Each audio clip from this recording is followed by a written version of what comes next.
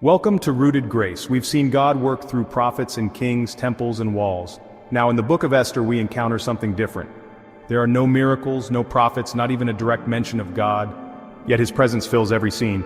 Esther is a story of providence, courage, identity, and divine timing. It shows us that even in silence, God is sovereign. Let's begin. We begin in Persia during the reign of King Xerxes. He hosts a lavish banquet, 180 days of feasting, then a 7-day feast for all people. On the 7th day, Xerxes commands Queen Vashti to appear so he can show off her beauty.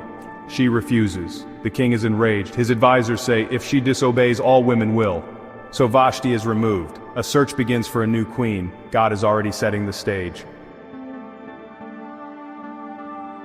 Among those brought to the palace is a young Jewish woman named Esther. She's an orphan raised by her cousin Mordecai. Esther is beautiful but also wise. She wins favor with everyone, including the king. Xerxes crowns her queen. Meanwhile, Mordecai overhears a plot to assassinate the king. He reports it, and it's recorded in the royal books. That detail will matter later. God is weaving the pieces together. Enter Haman, a proud official promoted above all others. Everyone bows except Mordecai. Haman is furious. But he doesn't just want Mordecai, he wants all Jews dead. He casts lots called Purim to choose a day. Then he convinces the king that the Jews are rebellious. Xerxes signs the decree. On the 13th day of the 12th month, all Jews are to be killed. Mourning spreads across the empire, but God is not absent.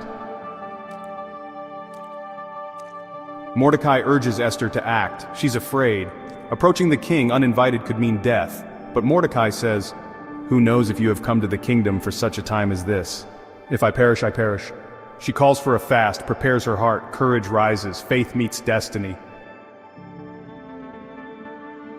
Esther approaches the king.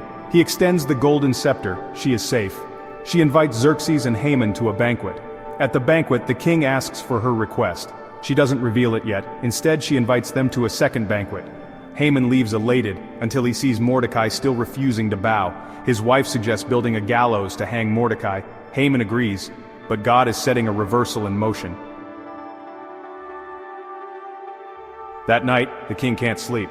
He asks for the royal records to be read. The story of Mordecai saving the king is brought up. Xerxes realizes Mordecai was never rewarded.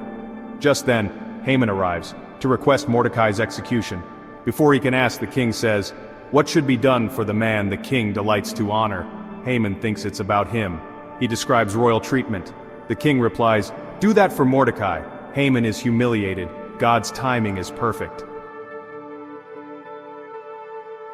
At the second banquet, the king again asks Esther for her request. She replies, "Spare my life and my people."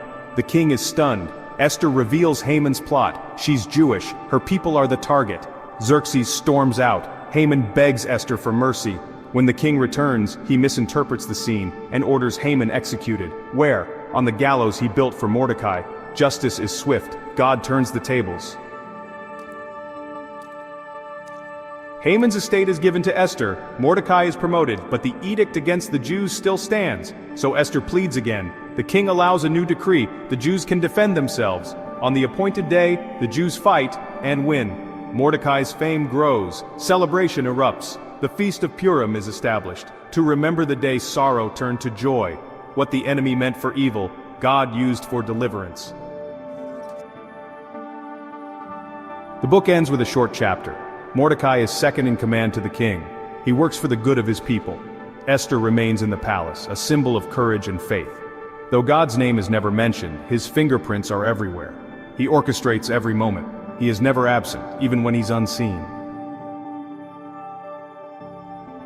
Esther is a book of divine providence. It teaches us God works through ordinary people. Courage comes from calling. Timing is not accidental. Evil never has the final word. When you can't see God, trust that he's still at work. Jesus is our greater Esther, risking his life to rescue his people. And like Mordecai, he's exalted to a position of authority for our good. Thank you for joining us for the Book of Esther. Subscribe, share, and return for Job, where suffering meets sovereignty. Stay rooted, stay faithful, and stay in his grace.